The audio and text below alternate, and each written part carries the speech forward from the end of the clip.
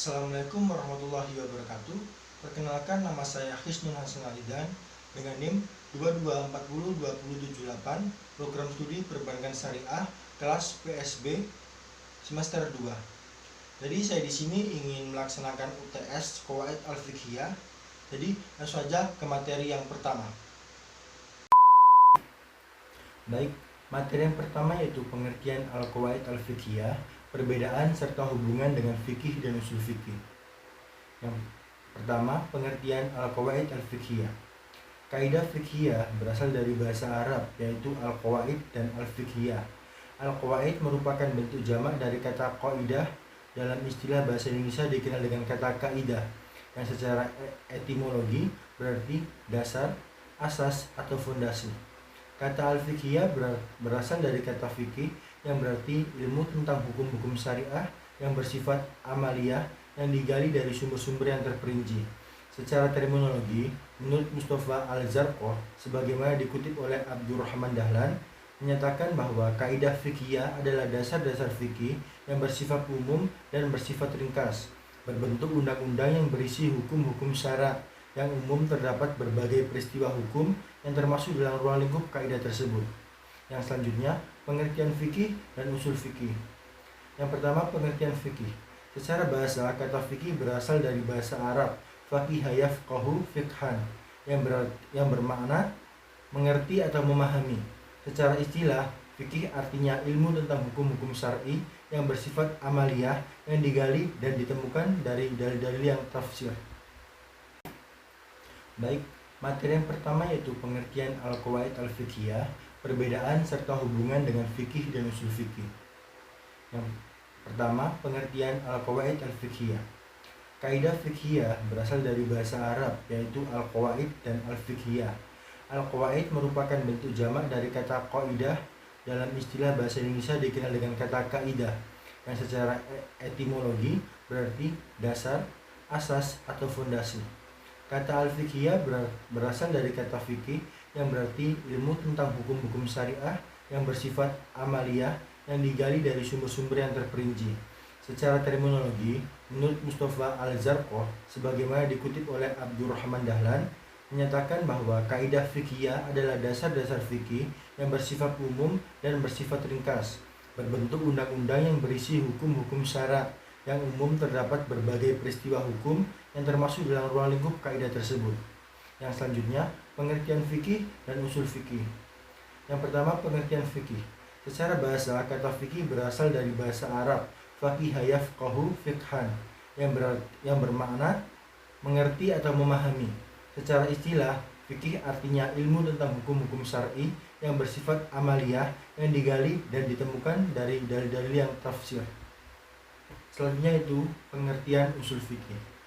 Usul fikih terdiri dari dua kata, yaitu usul dan fikih. Usul merupakan jamak dari kata asal yang artinya pondasi, berakar, berasal, pangkal, asal, sumber, pokok, induk, pusat, asas, dasar, semula, asli, kaidah, dan silsilah. Sedangkan fikih berarti pemahaman hukum-hukum syara yang telah digali dan dirumuskan dari dalil-dalil menurut aturan yang sudah ditentukan dan berhubungan dengan segala tindakan manusia. Usul fikih adalah ilmu pengetahuan tentang kaidah-kaidah yang menjelaskan cara-cara mengeluarkan hukum dari dalil-dalil syara. Selanjutnya, hubungan antara fikih dan usul fikih. Hubungan usul fikih dengan fikih adalah seperti hubungan ilmu logika dengan ilmu filsafat, atau seperti hubungan ilmu nahwu dengan bahasa Arab. Fikih mengarah pada ilmu yang membahas persoalan-persoalan hukum Islam yang praktis, sedangkan usul fikih mengarah pada ilmu yang membahas kaidah-kaidah mengenai metode dan menggali hukum dari dalil-dalil yang terperinci. Usul fikih merupakan proses istinbat atau menggali hukum dari dalil-dalil, sedangkan fikih merupakan hasil dari usul fikih yang dituangkan ke dalamnya. Fikih tidak akan pernah ada jika pemahaman usul fikih tidak bekerja. Dengan demikian, fikih sangat bergantung dan berhubungan dengan usul fikih, sedangkan usul fikih merupakan awal proses dan dapat melihat keputusan-keputusan lama yang ada di dalam fikih. Baik, selanjutnya, perbedaan antara fikih dan usul fikih. Perbedaan antara fikih dengan usul fikih dapat terlihat dari segi objek ilmu keduanya. Fikih adalah perbuatan seseorang yang telah mukallaf atau dewasa dalam menjalankan suatu perintah atau hukum.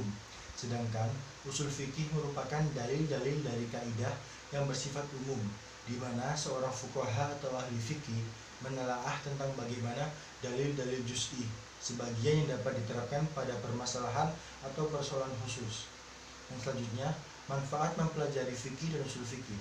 Yang pertama, sebagai benteng pelindung terhadap syariat Islam, karena usul fikih menjaga dalil-dalil syariat dari penyimpangan dan kesalahan dalam istinbat.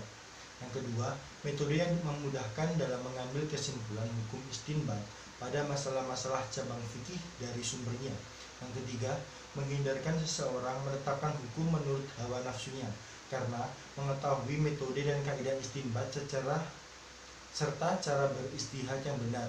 Hal ini karena bermunculan para mujtahid dengan metode istihad yang berbeda-beda. Yang keempat, memahami tentang bagaimana para mujtahid menetapkan hukum baik yang disepakati atau yang diperselisihkan.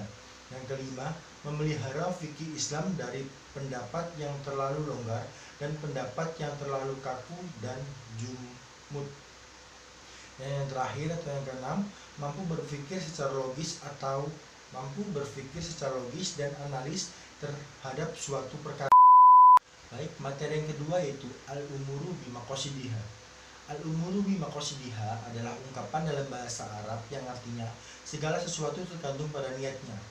Ungkapan ini menekankan pentingnya niat atau tujuan dalam melakukan suatu perbuatan.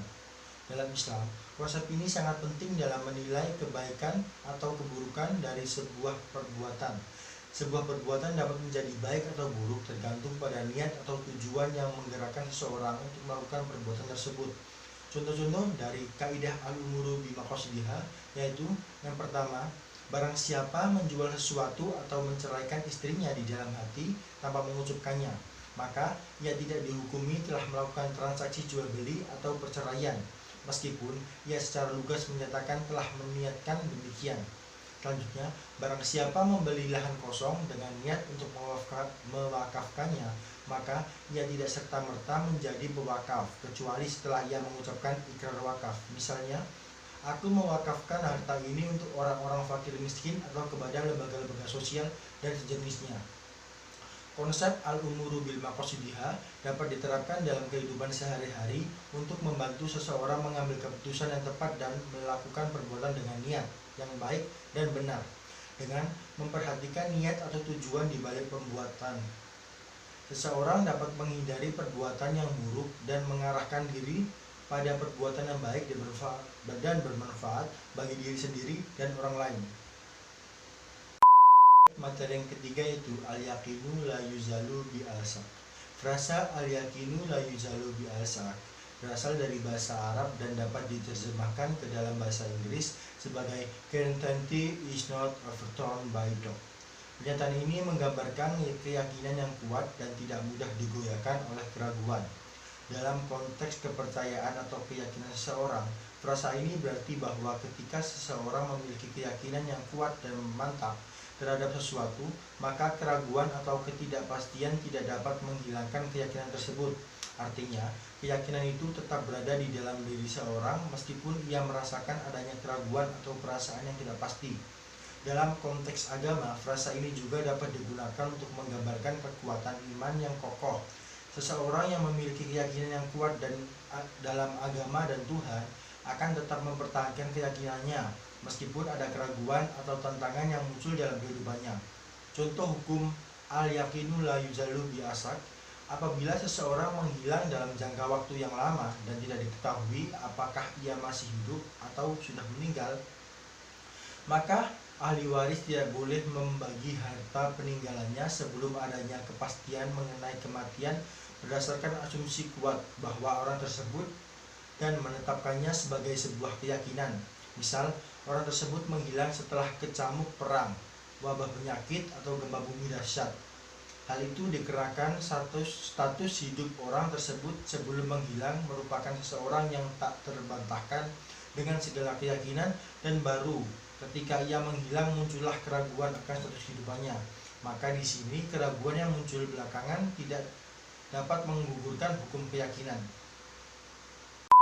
Materi yang keempat yaitu al-masyaqqatu tajlibu at-taisir. Al-masyaqqatu tajlibu at-taisir adalah sebuah ungkapan dalam bahasa Arab yang dapat diterjemahkan ke dalam bahasa Indonesia sebagai kesulitan akan mendorong kemudahan. Ia adalah sebuah pengingat bahwa saat mengalami masa-masa sulit atau situasi yang menentang, seringkali akan membawa ke masa-masa yang lebih baik dan lebih mudah di masa depan. Ungkapan ini berasal dari sebuah ayat dalam Al-Quran yang berbunyi, "Sesungguhnya bersama kesulitan ada kemudahan." Quran Surat Al-Insyirah ayat 6. Konsepnya adalah jika kita tekun melewati masa-masa sulit, maka pada akhirnya kita akan mencapai titik di mana segalanya menjadi lebih mudah dan dapat diatasi. Ini juga dapat menjadi pengingat untuk bersabar dan percaya pada proses saat menghadapi masa-masa sulit. Baik, materi yang kelima yaitu pengertian kaidah al-daruruh yuzalu. Arti dari kata al-daruruh yuzalu adalah kemudorotan atau kesulitan harus dihilangkan. Jadi, konsep kaidah ini memberikan pengertian bahwa manusia harus dijauhkan dari idrar atau tidak menyakiti. Namun, doror atau kemudorotan secara etimologi adalah berasal dari kalimat ad-doror yang berarti sesuatu yang turun tanpa ada yang dapat menahannya. Sedangkan doror secara terminologi menurut para ulama ada beberapa pengertian.